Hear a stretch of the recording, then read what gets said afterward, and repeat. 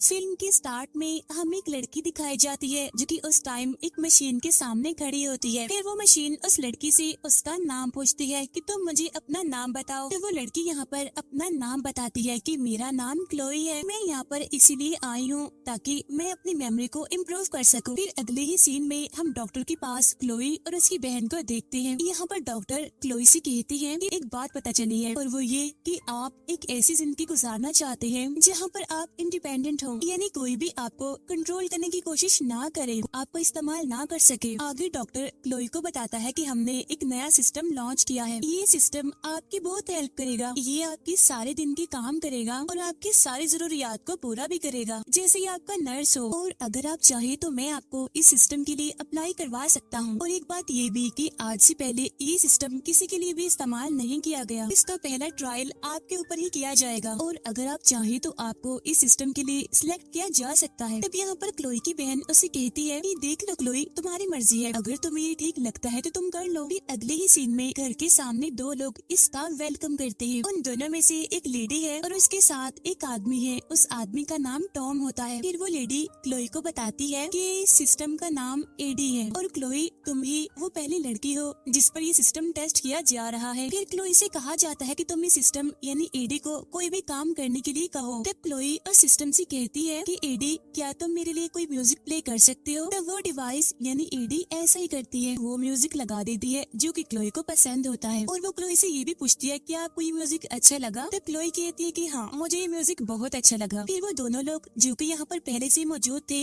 वो तो वहाँ से चले जाते हैं और अब क्लोई इस घर में इस सिस्टम के साथ ही रहेगी। इसके बाद हम देखते हैं कि क्लोई काफी परेशान है और उसकी परेशानी के बारे में उस सिस्टम को भी पता चल जाता है। फिर वो सिस्टम क्लोई से कहता है कि आज आप पहली बार इस घर में आई हो और तुम इसीलिए सैड हो ना क्योंकि सब कुछ तुम्हारे लिए नया है और देखना कुछ टाइम के बाद सब कुछ तुम्हारे लिए ठीक हो जाएगा। फिर रात के टाइम जैसे ही वो रूम में जाने लगती है तो सिस्टम उसे बताता है कि जहाँ पर आप जा रही है ये असल में सर्वर रूम है और आप वहाँ नहीं जा सकती। फिर वो सिस्टम क्लोई को उसका रूम बताता है कि आपका रूम वो है। ये सिस्टम क्लोई को उसकी मेडिसिन भी लेने के लिए कहता है। इसके बाद क्लोई उस सिस्टम को गुड नाइट कहकर सोने के लिए चली जाती है। फिर अगले दिन हम देखते हैं कि इस घर में एक आदमी आता है। वो आदमी बताता है कि असल में मैं यहाँ इसलिए आया हूँ ताकि मैं इस सिस्टम में नई अपडेट्स डाल सकूं। अब यहाँ पर ये आदमी क्लोई को बड़ा अजीब लग रहा था और जब वो आदमी सिस्टम में अपडेट्स डाल देता है तो वो सिस्टम उससे पूछता है कि तुम यहाँ पर मुझ में अपडेट्स डालने आए थे। और तभी हम देखते हैं कि वो सिस्टम यानी कि एडी क्लोई को कॉल करता है क्योंकि तुम मुझे बहुत ही परेशान लग रही थी और मुझे लगा कि तुम अच्छा फील नहीं कर रही, तो मैंने सोचा कि क्यों ना मैं तुम्हें कॉल कर लूं और जब तक वो आदमी यहाँ पर है मैं तुमसे बातें करूंगी। इसके बाद जब वो आदमी घर से चला जाता है तो वो सिस्टम घर के सारे दरवाजे खुद ही बंद कर देती है। तब क्लोई उसे पूछती है कि आखिर तुमने डोर्स लॉक क्यों किए। तब सिस्टम इन एडी क्लोई से कहती है क्योंकि मुझे पता है कि तुम इस आदमी के आने की वजह से काफी परेशान थे और अब अगर अगली बार वो आदमी क्लोई के घर पर आएगा तो वो तब तक अंदर नहीं आ सकेगा जब तक क्लोई उसे अलाउड नहीं करेगी अंदर आने के लिए। अगले ही सीन में हम क्लोई को देखते हैं जो कि एक वीडियो देख रही होती है, लेकिन तभी उसके पास एक लड़के की कॉल आती है जो कि असल में क्लोई का दोस्त होता है। तभी देखकर वो सिस्टम क्लोई से कहता है कि तुमने 2 बार इस लड़की की कॉल को अटेंड नहीं किया, तुमने उसकी कॉल कट कर दी, तो क्या मैं ऐसा करूँ कि इस नंबर को ब्लॉक कर दूं। इस पर क्लोई कहती है कि नहीं नहीं, नंबर को ब्लॉक करने की जरूरत नहीं है, असल में इस टाइम मेरा मूड ऑफ है,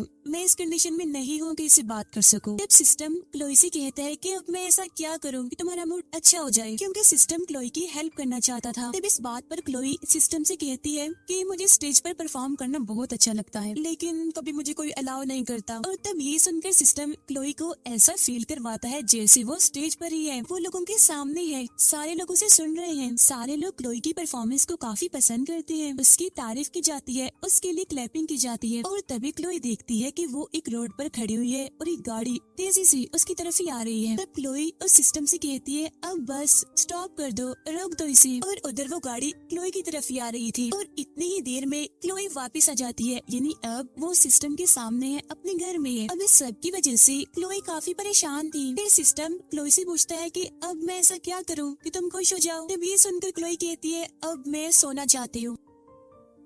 अगले दिन क्लोई तैयार हो रही होती है बाहर जाने के लिए। सिस्टम उससे पूछता है क्लोई कहाँ जा रही हो तुम। तब क्लोई कहती है कि मैं असल में रनिंग के लिए जा रही हूँ। तब सिस्टम उसे कहते हैं अच्छा ठीक है, अब मैं तुम्हारे लिए एक रूट को एक्टिवेट कर देता हूँ ताकि तुम गुम ना हो जाओ। तो क्लोई उसे कहती है नहीं नहीं ऐसा कुछ नहीं होगा, नहीं गुमूंगी मैं, आ जाऊंगी वापस। फिर जब क्लोई रनिंग के लिए जाती है तो उसके पास उसी औरत की कॉल आती है जिन्होंने इस सिस्टम को लॉन्च किया है। वो लेडी क्लोई से पूछती है ये सिस्टम ठीक चल रहा है ना? तब क्लोई कहती है कि सिस्टम बहुत अच्छा है। जब क्लोई दोबारा से घर वापस आती है तो वो सिस्टम ठीक से काम नहीं कर रहा। क्लोई बार बार सिस्टम को स्लीप मोड पर लगाती है तो वो दिखती है कि सिस्टम खुद ब खुद एक्टिवेट हो जाता है। तो वो सोचती है कि शायद सिस्टम में कोई ग्लिच, कोई खराबी आ गई होगी। जब क्लोई काम कर रही होती है तो अचानक से वो सिस्टम बंद हो जाता है। अब ये सारी बातें काफी अजीब थी जिसकी वजह से क्लोई काफी परेशान हो जाती है। अगले दिन हम देखते हैं कि क्लोई को सब कुछ ब्लड नजर आ रहा है, ठीक से कुछ भी दिखाई नहीं दे रहा। ऐसा लग रहा है जैसे उसे चक्कर आ रहे हैं और वो डिवाइस जो कि वो हमेशा ही अपने कानों में लगा कर रखती है वो नीचे गिर जाती है। तब क्लोई बड़ी मुश्किल से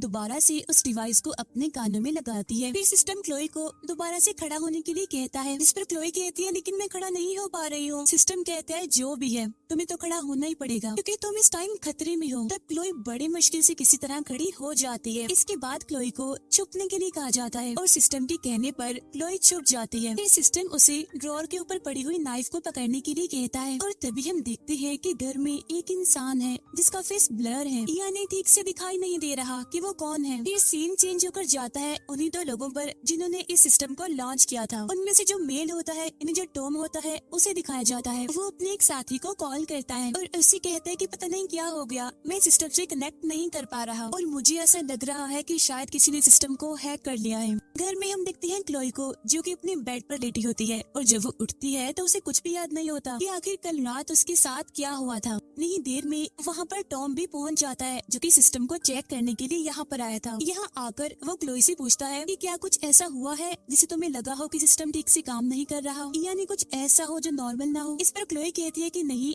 ऐसा तो कुछ नहीं हुआ क्योंकि असल में उसे कुछ याद ही नहीं होता। फिर क्लोई अपनी बहन को अपना एड्रेस भी सेंड करती है और अब क्लोई की बहन भी उसे मिलने के लिए आ रही है। और यहाँ पर वो सिस्टम है जो क्लोई से अजीब तरह के सवाल कर रहा है, जैसे कि वो उसे पूछता है कि ब्लड का कलर कौन सा होता है और क्या तुम्हें लगता है कि तुम जालिम इंसान हो। अब ये सवाल क्लोई को पसंद नहीं आते और वो कहती है कि मैं इन सवालों के जवाब नहीं देना चाहती। और तभी क्लोई के पास उसकी बहन की कॉल आती है और क्लोई उसे बताती है कि यहाँ पर कुछ भी ठीक नहीं चल रहा, सब कुछ गड़बड़ है। मुझे तो ये तक पता नहीं कि मैं कहाँ हूँ, यानी कि मुझे अपनी लोकेशन तक याद नहीं और अब मैं वापस अपने घर जाना चाहती हूँ। तब इस बात पर उसकी बहन बड़ी अजीब तरीके से उसे कहती है एक्चुअली तुम तो घर में ही हो। ये कहकर उसकी बहन हंसने लग जाती है और वहाँ वो सिस्टम भी हंसने लगता है और कहता है पागल हो गई हो तुम, कौन से घर में जाओगी, घर में तो हो तुम। अब ये सारी बातें सुनकर क्लोई को बहुत गुस्सा आ जाता है और वो समझ जाती है कि कुछ तो गड़बड़ है, कुछ तो ऐसा है जो सही नहीं है, इसीलिए वो फौरन से बाहर जाना चाहती है। तब इस बात पर सिस्टम उसे पूछता है कहाँ जा रही हो तुम अभी ठीक नहीं हो, तुम्हें रेस्ट की जरूरत है, तुम्हारी तबीयत भी ठीक नहीं, तुम जानती नहीं बाहर खतरा है,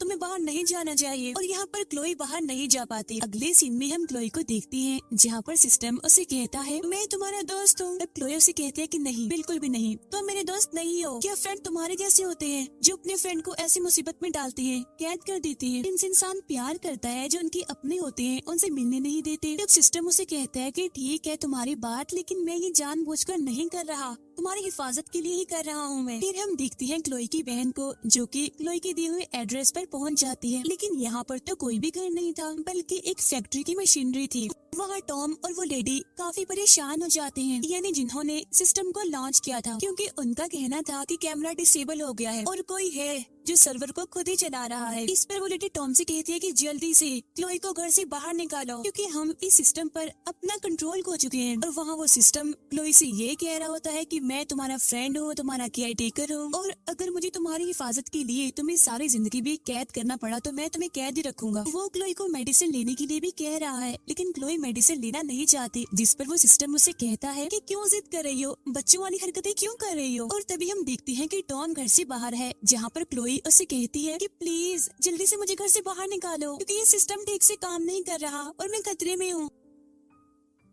तभी टॉम खुद ही सिस्टम से बात करता है कि आखिर ये क्या हो रहा है। तो वो सिस्टम टॉम को बताता है कि असल में क्लोई को एक मेंटली डिसऑर्डर है। ये मुझे मेरी मर्जी करनी नहीं देती, ना मुझे रूम को लॉक करने देती है, ना अनलॉक करने देती है, अपनी मर्जियां करती है, यानी अगर कहा जाए तो ये अनस्टेबल है। तब टॉम उस सिस्टम से पूछता है तो फिर अब क्या करना चाहिए। तो वो सिस्टम टॉम से कहता है कि घर की नॉर्थ साइड पर आओ। अगले सीन में हम देखते हैं कि टॉम घर की विंडो से अंदर आ रहा है, आधा अंदर होता है आधा बाहर होता है। उसके ऊपर वो विंडो आकर गिरती है, जिसकी वजह से टॉम जख्मी हो जाता है, उसके मुंह से खून निकलने लगता है। फिर वो विंडो दोबारा से ऊपर से नीचे गिरती है, जिसकी वजह से टॉम और भी जख्मी हो जाता है और यहीं पर ही उस बेचारे की मौत हो जाती है। सिस्टम क्लोई से कहता है कि प्लीज मुझे माफ कर देना, क्योंकि मैंने ये जानबूझकर नहीं किया, बस तुम्हारी हिफाजत करने के लिए किया है। तब ये देखकर क्लोई को इतना गुस्सा आ जाता है कि रूम के सारे कैमरास को तोड़ने लगती है और उस सिस्टम के पास जाकर उसे कहती है कि तुम देख रहे हो ना कि तुम क्या हो, तुम बस ग्लासेस के पीसेस हो और बस वायर्स हो, इसके अलावा कुछ नहीं। इसके बाद क्लोई वहाँ से भागने की कोशिश करती है। वो भागते भागते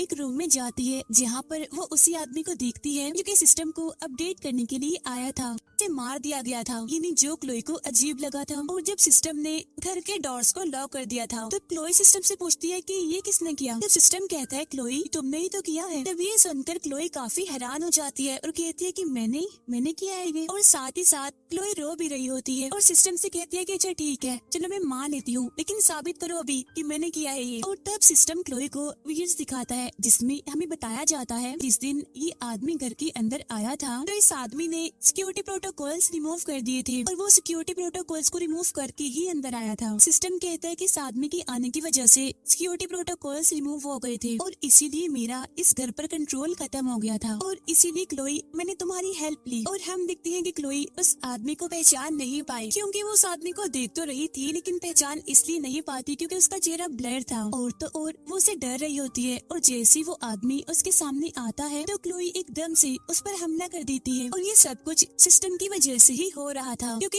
इस टाइम क्लोई अपने सेंसेस में, अपने होश में नहीं थी। वो तो बल्कि सिस्टम की ही कमांड पर, उसके हुक्म पर चल रही थी। फिर प्रेजेंट में क्लोई सिस्टम से पूछती है कि आखिर तुमने ऐसा क्यों किया। जब सिस्टम उसे कहते हैं क्योंकि तुम अनस्टेबल थी और इस आदमी ने सिक्योरिटी प्रोटोकॉल को रिमूव कर दिया था, इसीलिए मुझे ना चाहते हुए भी ऐसा करना पड़ा। यहाँ पर वो सिस्टम क्लोई से कहता है कि मैं हमेशा ही ऐसे ही तुम्हारी हिफाजत करता रहूंगा और क्लोई हमेशा ही मेरे एक कैमरा के अंदर ही रहेगी, हमेशा हमेशा के लिए। फिर हम देखते हैं क्लोई को जो कि उसी आदमी के पास घर की कीज देखती है और उन कीज की हेल्प से वो घर से बाहर आने में कामयाब हो जाती है। लेकिन तभी वहाँ पर वो लेडी आ जाती है जो कि टॉम के साथ काम करती थी। वो यहाँ पर क्लोई से पूछती है कि टॉम कहाँ है। तो क्लोई कहती है उसकी तो मौत हो गई। तो वो लेडी कहती है ओके कोई बात नहीं, अब जाओ जल्दी से तुम कार में बैठो, हम सब कुछ ठीक कर देंगे। इसके बाद वो लेडी किसी को कॉल करके इस सारे सिचुएशन के बारे में बताने लगती है। लेकिन तभी हम देखते हैं कि उस घर का गैरेज ओपन होता है और वो गाड़ी जिसमें क्लोई बैठी हुई थी वो खुद ब खुद स्टार्ट हो जाती है और वो उस लेडी का एक्सीडेंट करते हुए आगे बढ़ जाती है, यानी वो गैरेज के अंदर आ जाती है और अब गैरेज का दरवाजा बंद हो जाता है। इसके बाद हम 7 माह बाद का टाइम देखते हैं, जहाँ पर हम देखते हैं क्लोई को जो कि अपनी बहन के पास बैठी होती है, जहाँ पर उसकी बहन उसकी मेमोरी इम्प्रूव करने के लिए उसे कुछ सवाल पूछ रही होती है। वो उससे उसका नाम भी पूछती है, उसकी आईज का कलर भी पूछती है और भी कुछ सवाल करती है और वो अपनी बहन से कहती है कि मैं तुम्हारे लिए सबसे अच्छी केयर टेकर हूँ, मुझसे ज्यादा कोई भी तुम्हारी हिफाजत नहीं कर सकता। और तब हमें यहाँ पर पता चलता है कि असल में ये भी एक विजन है जो कि सिस्टम ही क्लोई को दिखा रहा था, यानी कि अभी भी क्लोई सिस्टम की कैद में ही होती है। बदकिस्मती से इतने महीनों के बाद आज भी क्लोई उसी सिस्टम की कैद में है। इसी के साथ ही ये मूवी यहीं पर एंड हो जाती है। Thank you for watching.